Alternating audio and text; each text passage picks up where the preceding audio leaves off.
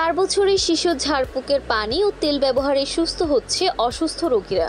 বিশ্বাসে শিশুর বাড়িতে প্রতিদিন ভিড় করছেন হাজারো মানুষ। খবরটি ছড়িয়ে পড়ায় দেখা দিয়েছে উপচে পড়া ভিড় সামলাতে হিমশিম খাচ্ছেন তার পরিবারের সদস্যরা। শেরপুরের শিবপ্রতি উপজেলার ভাটি লঙ্গরপাড়ায় এমন খবরে মানুষের ভিড় বাড়লেও সচেতন মহল বলেছেন এটা কুসংস্কার ও ভ্রান্ত বিশ্বাস ছাড়া কিছুই নয়। 4 বছরের শিশু কবিরাজের নাম লাবি। কাপড় ব্যবসায়ী মোহাম্মদ আব্দুল ওয়াহাবের শিশুটির আর শিশু নয়, এখন সে সবার গ্রহণযোগ্য একজন শিশু কবিরাজ। তার স্বজন এবং রোগীদের দাবি, আল্লাহর নামে ঝাড়ফুঁক দেওয়া, তার তেল ব্যবহার করলে এবং পানি পান করে বহু লোক জটিল ও কঠিন রোগ থেকে মুক্তি পেয়েছে। প্রথমেই তার পরিবারের সদস্যদের রোগ মুক্তি, পরে আত্মীয় স্বজন ও রোগ মুক্তির খবর ছড়িয়ে পড়লে জেলাসহ জেলার বাহিরের বিভিন্ন অঞ্চল থেকে প্রতিদিন ভিড় করছেন হাজার হাজার মানুষ। এরপর থেকে বিভিন্ন রোগীকে ঝাড়ফুঁক দিয়ে যাচ্ছেন শিশু কবিরাজ।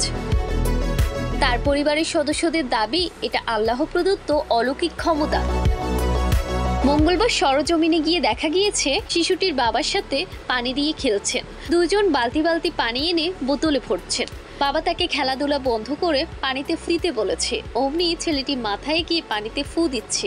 অপরদিকে শত শত মানুষ লাইনে দাঁড়িয়ে এক এক করে পানি ও তেলের বোতল এগিয়ে শিশুটির মুখের কাছে ধরেছেন।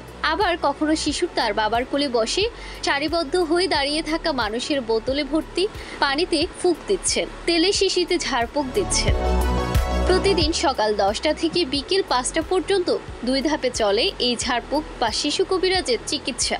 রোগের মধ্যে নারীর সংখ্যা সবচেয়ে বেশি। তার এই ক্ষমতা আল্লাহ প্রদত্ত। প্রথমে সে তার মাকে চিকিৎসা করে ভালো করেছে, পরে সুস্থ করেন এলাকার আঘাতপ্রাপ্ত স্থানীয় কয়েকজন ফুটবল খেলোয়াড়দের। এরপর থেকে জানাজানি শুরু হলে মানুষের ভিড় জমে। আল্লাহর নাম নিয়ে আমার ছেলে ফু দিয়ে দিলে অনেকেই সুস্থ হয়ে যায় বিধায় হাজার হাজার লোক আসে।